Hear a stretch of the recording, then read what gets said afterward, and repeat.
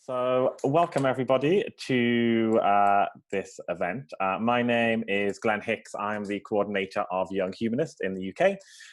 My pronouns are he, him, and for the purposes of this event, I identify as an enthusiastic homosexual. And I'm joined today by three fabulous speakers who I will introduce shortly. We're also joined by Julian Webb, who sits on the Young Humanist Committee with me and is our resident tech guru and chat watcher for today's event. So on to today's event, which focuses on queerness in Europe. Empathy, equality, and a rational outlook on life are all core values for humanists. So it's not surprising that many humanists have been at the forefront of the fight for LGBT rights and equality. Over the last 50 years, the story of LGBT rights in Europe has been one of gradual positive change. We've got gay marriage or civil unions now recognized in around 30 countries across Europe. Same-sex adoption is legal in around half of countries, and public attitudes to LGBT plus people are generally becoming more positive over time.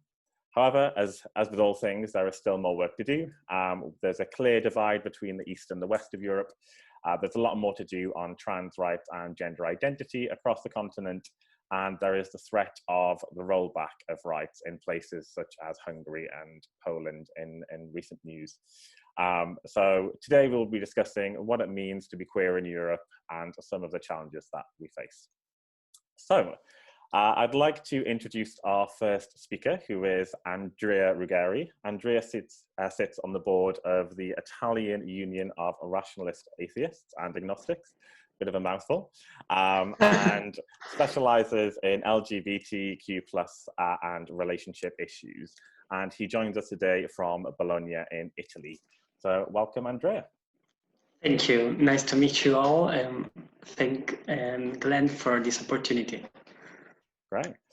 So first of all, Andrea, I think most of the people on the call here will be in the UK. So for those of us who are a bit less familiar with what's going on in Italy, give us a quick overview of kind of LGBTQ rights in Italy. Yeah, so I will now speak about two talking points: situation with same-sex marriages and same-sex adoption. I will focus on these two first of all. In Italy, same-sex marriage is not yet ruled.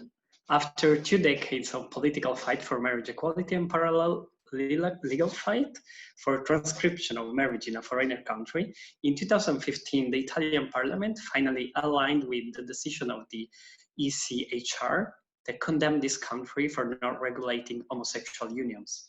Unfortunately, in this country, we can never really celebrate a win, because when it comes the time for minority rights, politicians always feel the urge to give in to the demands from reactionaries, such as people from far right movements, religious fundamentalists, such as the Pope and its cardinals.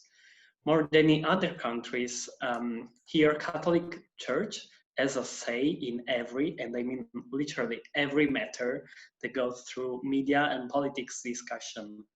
And for every inch of right that politics allows to LGBT people, these people, the reactionaries, need to give a small victory to this fake and false opposition. So when in 2015 civil union law passed, our politicians did it only because they inserted in this bill some points that will underestimate the rights of LGBTQ people and the homosexual marriages. So the first one is that this union is not really a marriage, but it's a civil union. So they found a name different because the marriage is only the religious one and gay people cannot have the religious one. Then the second point is that in this bill, for the civil union, there's no obligation to fidelity, like in the legal marriage. It's not that we queer people need an obligation like this one, the fidelity, but they did it just to slap our rights and not recognize us as a peer to marriage. And then worst of all, they cut out the part about what here is called stepchild adoption. stepchild adoption, it's the English word. And here in Italy, in order to refer to gay couples adopting adopting the child of one of the partners, they still use in the politics language, they use the English word because it is too much for them to use the Italian words because the traditionalists are too sensitive, and of course they will be hurt from using an Italian word for a child of a gay couple. Of course, I'm ironic, but I want to give you the sensation that we have here because we fight, we keep on studying. We are not.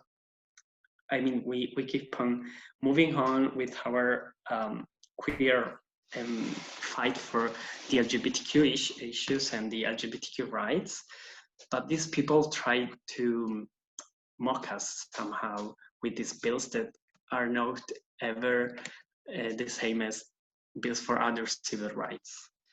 I also will talk now about another point that I want to discuss with you. There is the public attitudes towards LGBT plus people in Italy. Our parliament is currently under discussion a law against homo, lesbo, bi, transphobia. Italy is a homophobic, transphobic, racist, and sexist country by default.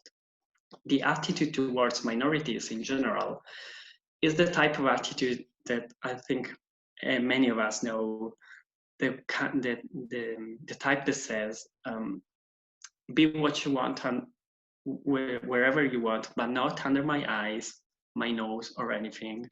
I don't need to know what you do in your private life. It's just important that you don't walk naked during Pride Parade or stuff because the children will be hurt or stuff like that. Someone please think of the children.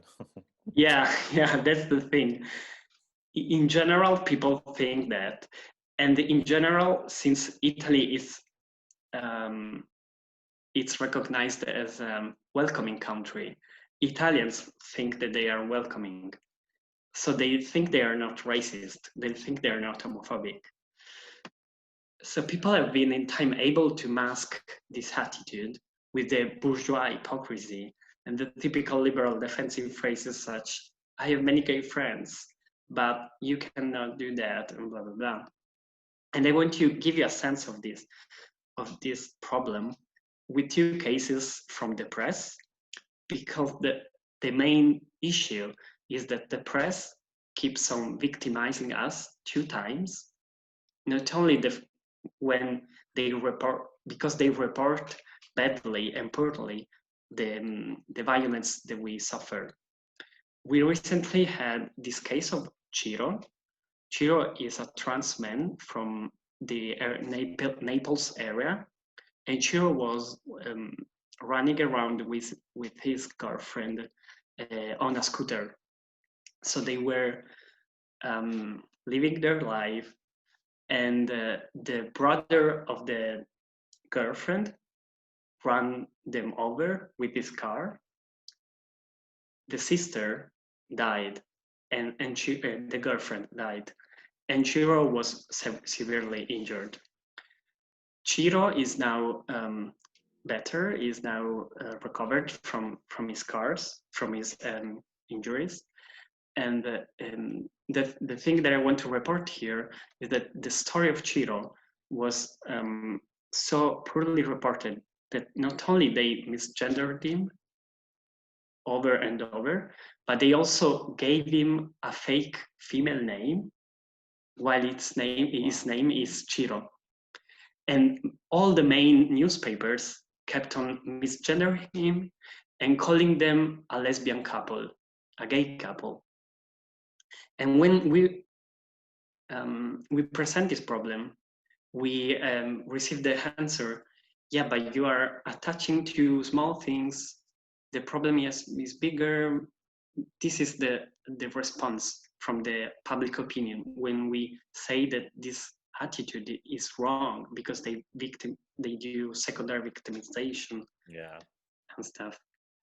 And on that point, I guess, so sounds like, you know, there have been some wins, but still quite a lot of socially conservative attitudes and misreporting, as you say.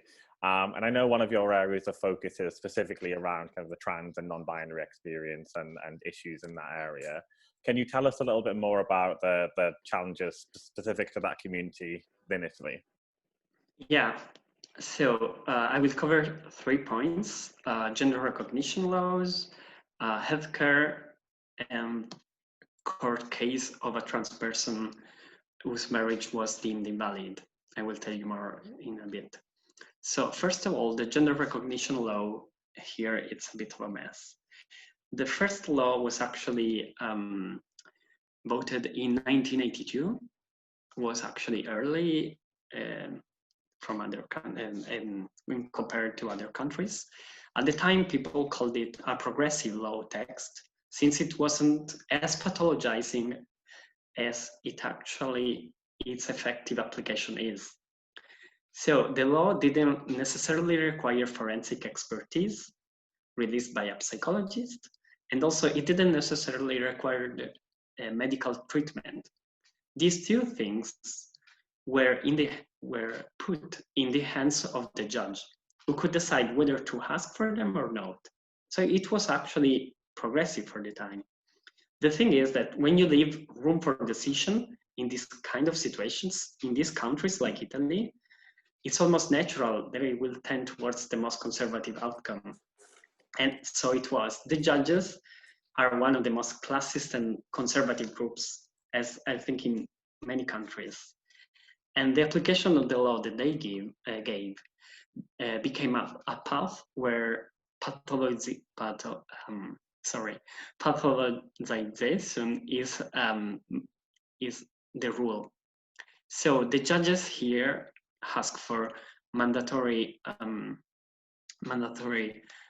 forensic expertise from a therapist, and they also used to require not only hormone therapy but also sterilization. We had to wait until 2015 to hear 2 Supreme Courts, Corte di Cassazione and Constitutional Court, to rule against forced sterilization. Wow. And they did it only after the ECHR ruled against this type of violence. Wow, that's quite recent as well. Yeah, and the thing is that even after all this progression, we are still on the gender binary. In order to get the gender marker change, one must go through hormone therapy for 1 year, one needs a psychologist approval to proceed, and then one needs to undergo a legal action in court. Throughout all this process, people will ask you, do you feel right in the opposite gender? This is the type of questions they keep asking in these processes. The binary is what runs the system, and in our community, many people still need to understand how the binary makes things more difficult. Definitely. The second point that I will cover is healthcare. And here we run in a bit of a mess, because actually we recently had an important news. I will tell you that the Italian health system is borne by the budget of the individual regions. This means that each region provides for a different reimbursement of drugs. If you're trans in one region, doesn't mean you pay the same as a trans person in another region. Furthermore, in Italy, there are only 11 specialized centers that offer endocrinologists and psychologists for trans people. And I want to give you a bit of a perspective, because Italian population is around 58 millions of people, and 11 specialized centers are not that much. Just a few days ago, a decision by the National Medicines and Drugs Agency passed that makes some type of hormones free for trans people. It seems like good news, but the thing is that this agency approved this bill under the pressure of these 11 centers. And this bill promotes the gatekeeping, promotes that you can only get free hormones passing by these 11 centers. I must say that the gatekeeping that we have here in Italy promotes also a binary vision of trans lives, and therapists inside of them will tell you, will ask you for them to prove the gender, to prove that you are right in the opposite gender. They will ask you and make you do many binary things that for us, for people that are younger, are so past and are so violent. Yeah. And this bill may caused a huge conflict among the community. Some people, the people that support a binary vision or support the gatekeeping, are cheering, while the other trans people and the other trans allies are crying out loud for the defeat. Okay, so almost a win, but not executed in the right way.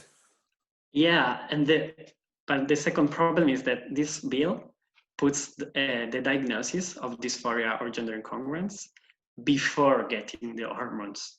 Before this bill, we could get hormones and then go to the psychologist only if we wanted to. Okay. So a step back and and the second problem that I see is that we, as Andrea, as Gruppo Trans, the association I work with, we envision a world where every aspect of the society is trans-friendly. Every point of the healthcare system is trans-friendly. So we work towards healthcare system where I can get hormones from every endocrinologist in the nation, and not a system where there are only 11 centers and the rest of the healthcare doesn't know trans people at all. Yeah. Great. Well, thanks for that summary of Italy, Andrea. That's really interesting. You're welcome. So I will shimmy on over to our next speaker, who is Alexa Moore. Alexa founded and is a director of Transgender NI, which is a not-for-profit which advocates for the rights of trans people in Northern Ireland. There she focuses on regional, national and international policy and human rights, and her current work currently includes individual advocacy, healthcare policy development and public awareness efforts. And she comes to us today from Belfast in Northern Ireland. Welcome, Alexa. Thank you very much. Thanks for having me. You're very welcome. So you're going to talk to us a little bit about the kind of situation for trans people in Northern Ireland. But first of all, for any attendees who aren't familiar, who are maybe from some of our European groups, and aren't familiar with the UK political setup, talk to us a little bit about Northern Ireland and kind of how it sits within the UK. Sure. So basically,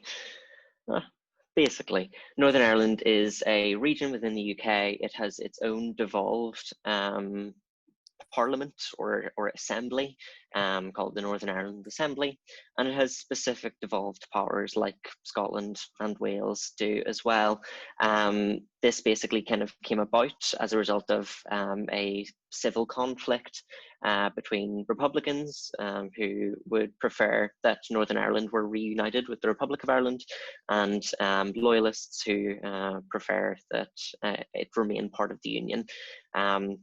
And essentially the compromise that was come to would be that there would be home rule in Northern Ireland. We could make our own laws, change our own policies, and elect our own politicians to do that. However, there were obviously, stopgaps and different aspects that were put into this compromise to protect the peace. One of those was power sharing, meaning that people from different sides of the historic conflict or different sides of the debate about Northern Ireland's constitutional position, they have to share power together in a government.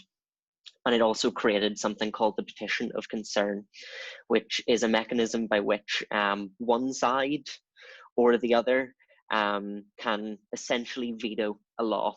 And if you'd heard any kind of debates around marriage equality or same-sex marriage in Northern Ireland, you would have probably heard about this petition of concern being used by the Democratic Unionist Party to block marriage equality for several years. There were, I think, 3 or 4 different votes where it actually passed to the Assembly, but it didn't get put into law because of this kind of petition of concern that was used to block it.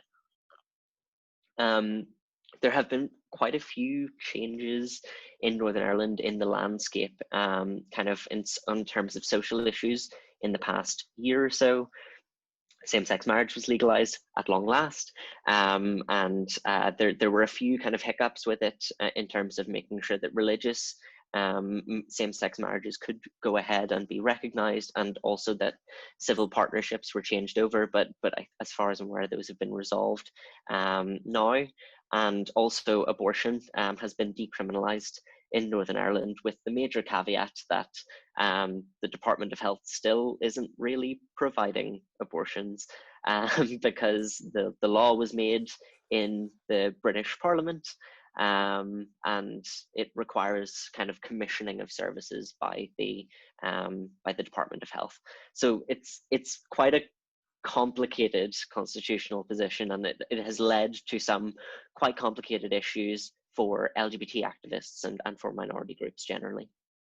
Great, thanks for that. So your work with Transgender NI obviously focuses on issues around gender identity. So give us a bit of a summary of the issues that trans and non-binary people face in Northern Ireland, and maybe how that compares to what Andrea was saying about Italy. Sure. So Transgender NI, as you mentioned, is a human rights organisation, and we run the Belfast Trans Resource Centre, which is, as far as we know, one of the only dedicated trans community spaces in, I think, Western Europe, but absolutely in the UK and Ireland, there's pretty much none other like it. However, just because the community has gone quite well developed and established, doesn't mean that the kind of legislative picture and access to rights and care is any different than what Andrea laid out for Italy. Healthcare is pretty much the biggest issue that we face in Northern Ireland. Our adult service, our single gender identity clinic, which is situated in Belfast and takes over 18 trans patients. It hasn't accepted a new patient since around January, February 2018. So it has been over 2.5 years since any new patients, any new adult trans patients have been seen at that service. As you can imagine, that has a lot of knock-on impacts. It means that there is essentially a class divide in terms of who can access healthcare, who can afford to go privately, or who has access to kind of methods of self-medication or so on and so forth. And what it has meant is that waiting list is just getting longer, and there essentially has been nothing done about it in the past 2 years.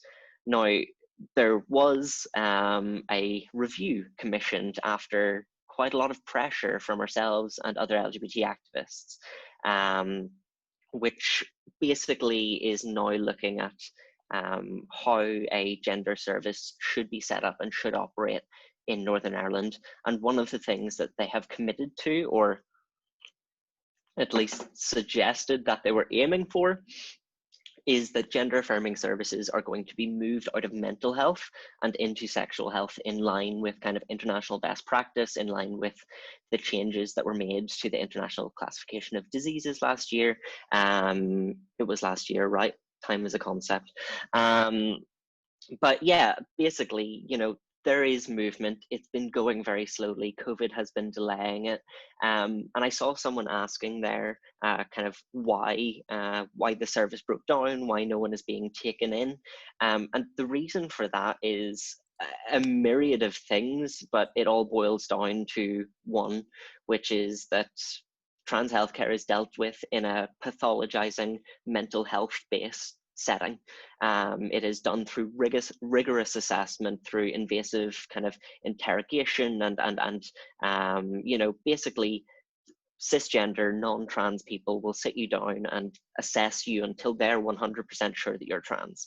And that creates massive wait times. That creates a huge backlog, especially whenever you have a one in, one out system.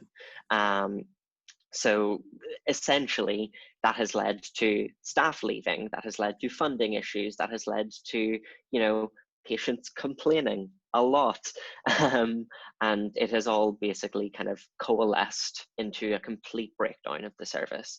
And that's healthcare. That is one of the 100 things that we're fighting on at the minute. Gender recognition is also a big one, and it's linked to healthcare, because if you can't access a psychiatrist to get you a diagnosis of gender dysphoria, then you can't get gender recognition. You need a medical report compiled by a gender specialist, which is then sent off to a panel in England that adjudicates your gender without ever meeting you. So it's great. We love to be trans in Northern Ireland. But the reality is that what this has led to is a really great community effort. We have the Belfast Trans Resource Centre. We have really strong trans-led community activism in Northern Ireland, and we're working on it. We'll get there. Fighting the good fight. Trying our best. Great, well, thanks for that, Alexa. Our final speaker is Catherine Kerr. So Catherine is a non-binary humanist activist, also based in Belfast, Northern Ireland, but she was born in Germany and grew up in Italy before moving to the UK. So she brings a range of experiences from Europe. Catherine sits on the committee of LGBT Humanists in the UK and leads their work in Northern Ireland. Welcome, Catherine. Hi, yeah, thanks very much for having me. You are most welcome. So as I just said, you've lived across 3 different countries in Europe. Can you tell us a bit about your experience and kind of how these countries differ? Yeah, so I moved to Italy when I was about 2 from Germany, and I spent the following 14 years living there, but half the year I would be in Germany to visit other family members and stuff like that. So I did experience at least what society is like when it comes to these issues in both countries. And I'm going to start by saying that I didn't have the very stereotypical awful queer experience that a lot of people sadly have in Italy, because I was a rather sheltered child and my parents were quite supportive in general. But what I did see is friends of mine that were more openly queer experiencing hate crimes and not having any way to report it or being too scared to report it. There was very, very few communities and clubs and things like that where you could be yourself.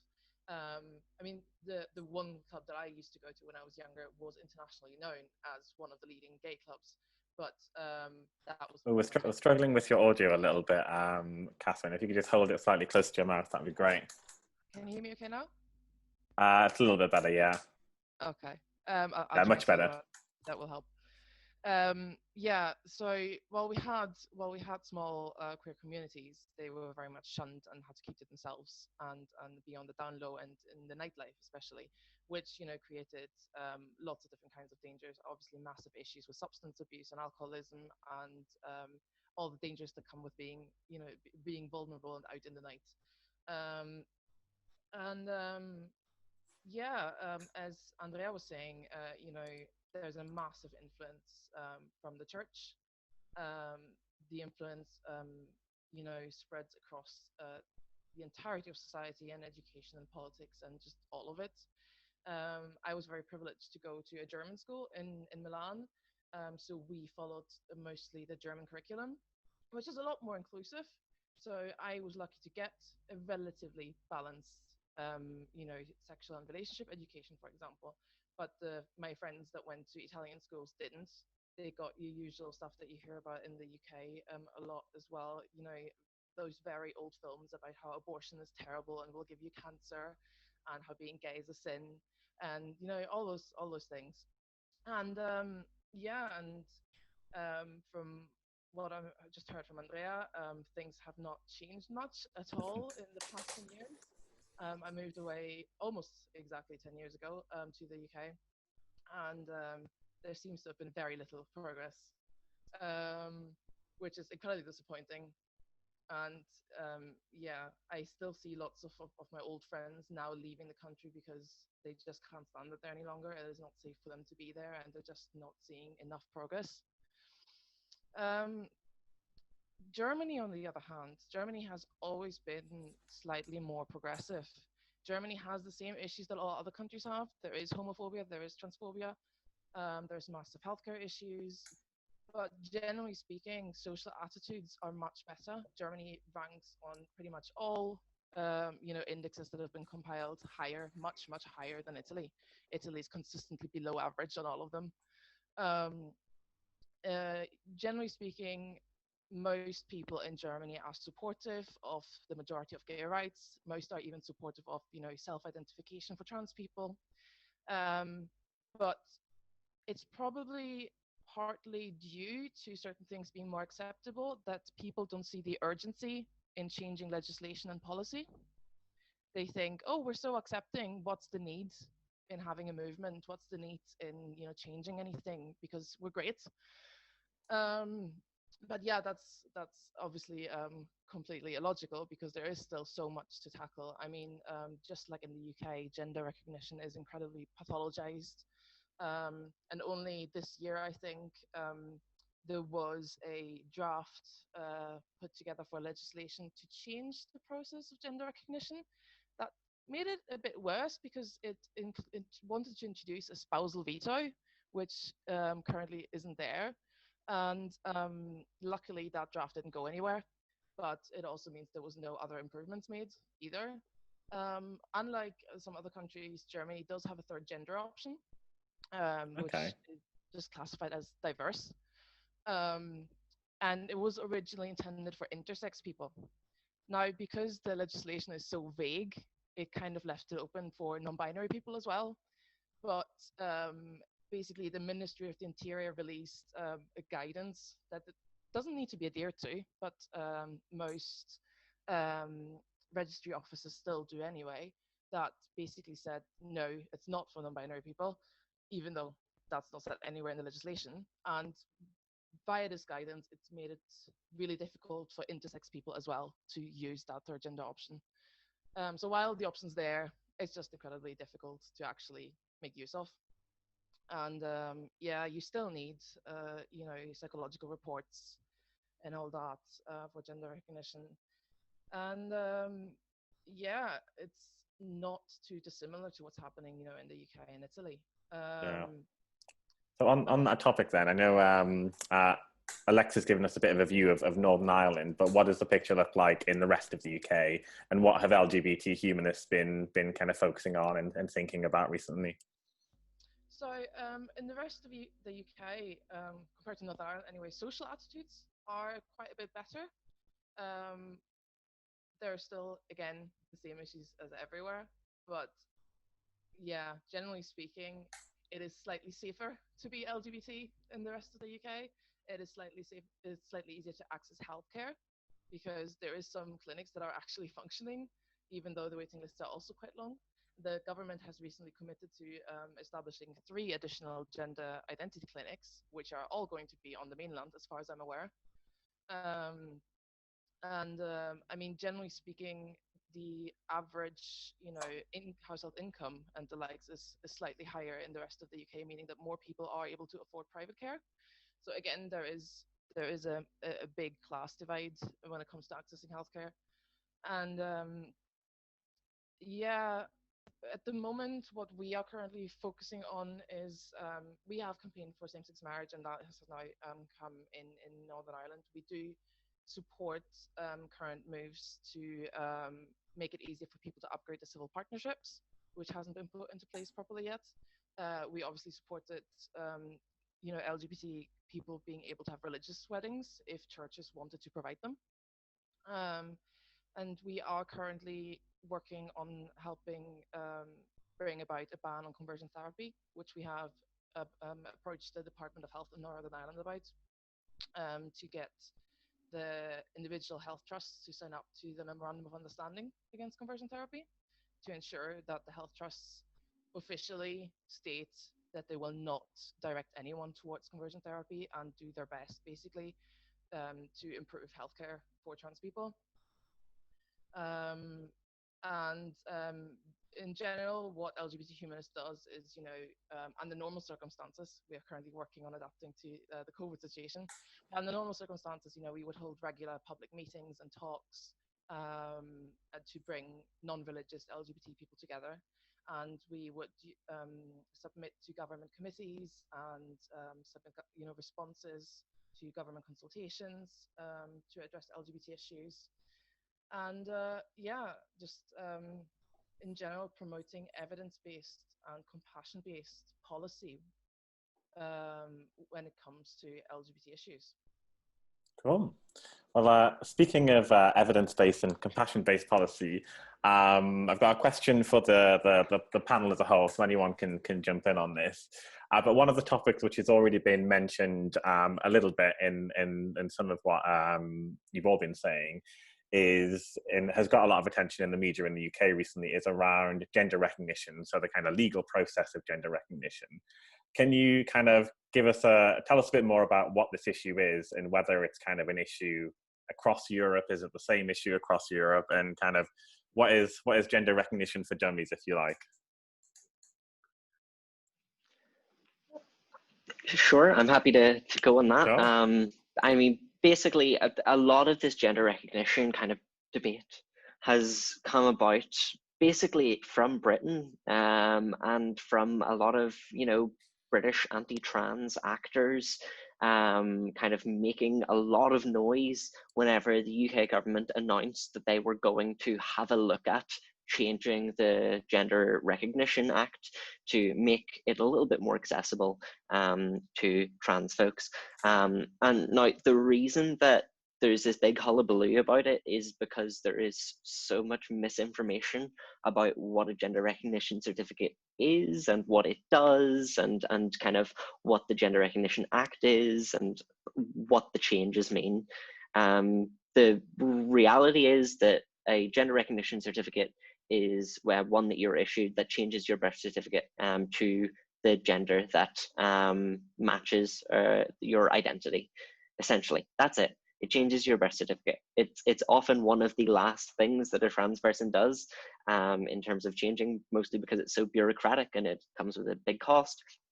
But there's this massive obfuscation of kind of people saying that, oh, well, if we make it easier for people to change their gender on their birth certificate, then, oh, that's opening the floodgates to, men pretending they're women and going into toilets and changing rooms and all this nonsense that has nothing to do with gender recognition.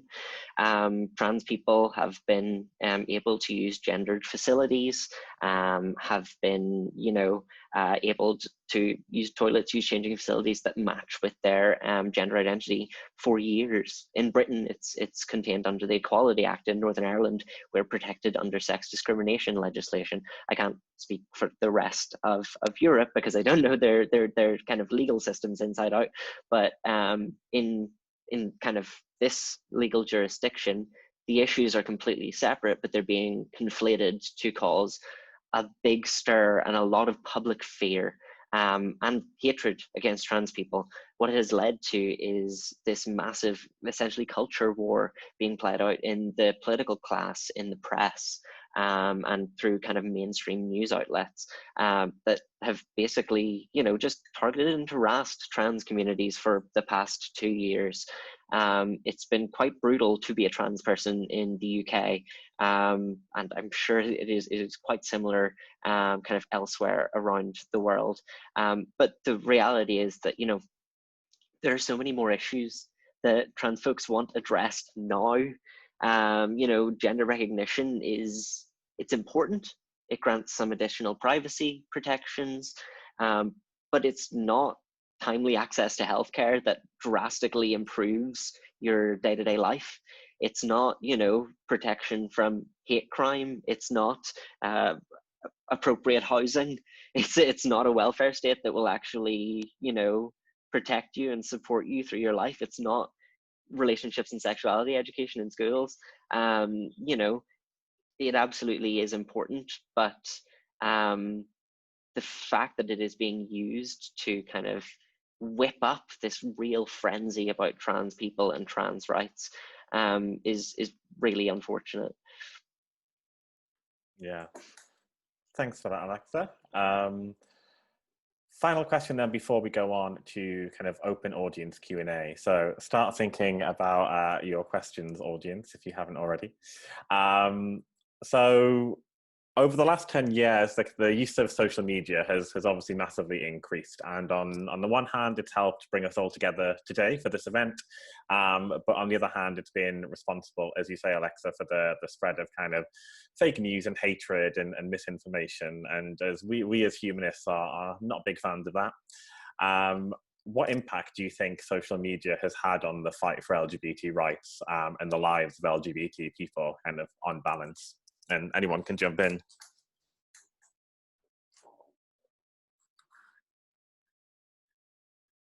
I'll go for it.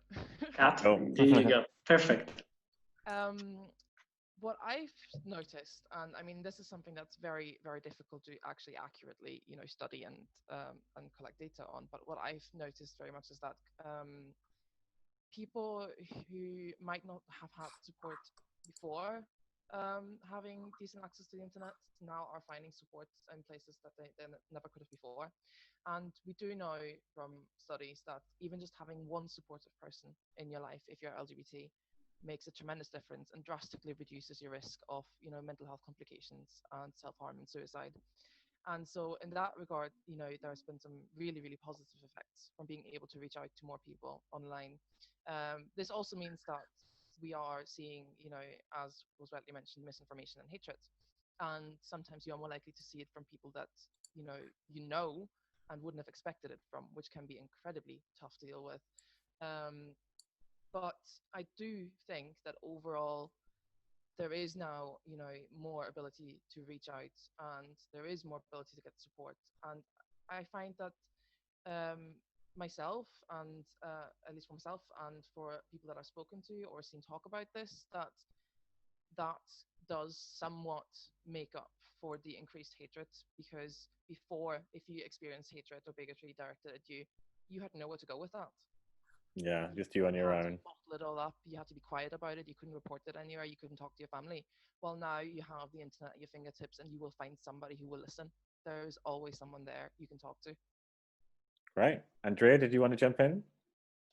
I totally agree with Kat. Yeah, even just writing down a huge post screaming out loud on Facebook that you hate everyone around you is useful more than when there wasn't social media.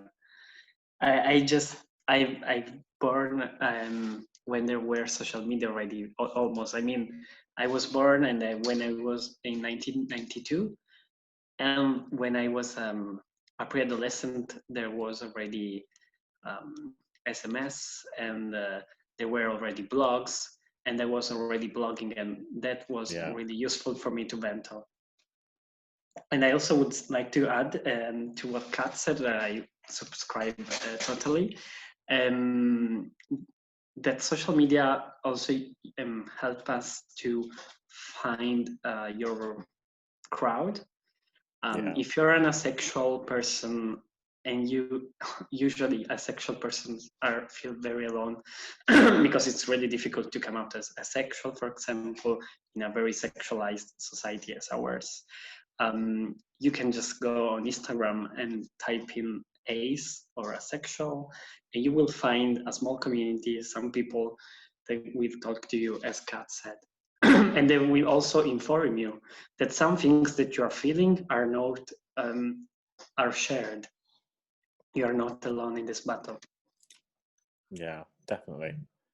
Great. So I will move over to audience questions then.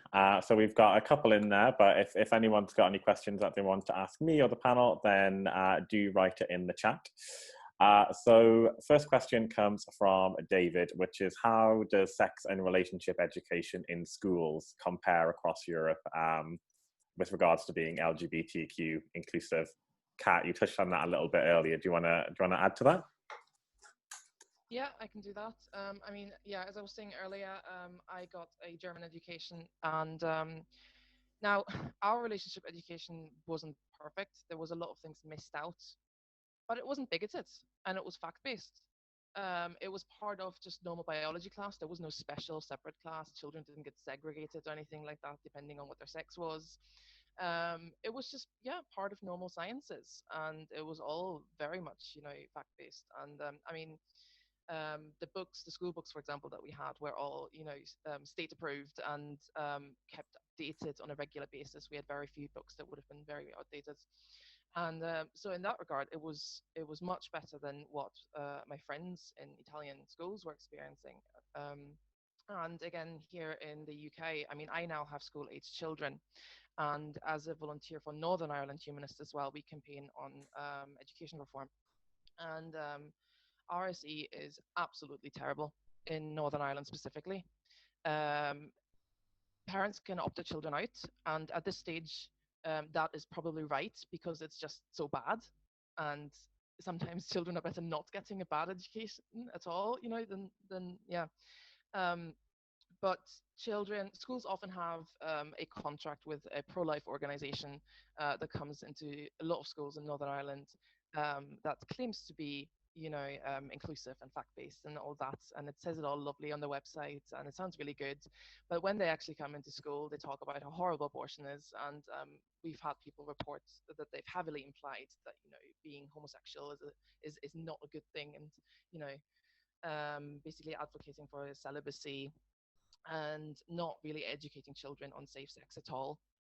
And even when schools don't get these organizations in, they tend to teach very similar things. There's very, very few schools that have proper RSE in Northern Ireland. And I mean, Humanist UK campaigned for England and Wales to have mandatory inclusive RSE there, and that has now been put into place. Which has been a massive win for children across England and Wales, because every child deserves to have a proper relationship and sex education to keep themselves safe, if nothing else. And we're hoping to see that in the rest of the UK as well, because it is a massive, massive issue here. Cool. Andrea, do you want to talk a little bit about Italy? Yeah, sure. Actually, what Kat said happened to me as well, not to me personally, but while I was an activist. And me and my group organized a sit-in in front of this school where a group they went into the school and they organized this sexual education where they were basically explaining conversion therapy. We got the report. A mother reported this situation to us, and we organized this sit-in with feminist associations, LGBTQ associations, and then we talked about the problem of sexual education and emotional education in schools here in Bologna, inside the city hall. And I think that was a bit of a high pitch we reached, because talking about this issue inside the city hall with the mayor present and all the city government present, it was an important moment and people were listening to us. But still, this thing happened, and it keeps happening in other parts of Italy. There's no sexual education in the curricula in schools here in Italy. There's some only what you may call they call it maybe sometimes sexual education, but it's taught by it's taught by the biology professor. Okay. And the other issue is that we have Catholic religion taught inside the schools, like mandatorily. You can not go to this class and you can go to other classes if you prove that you are not Catholic.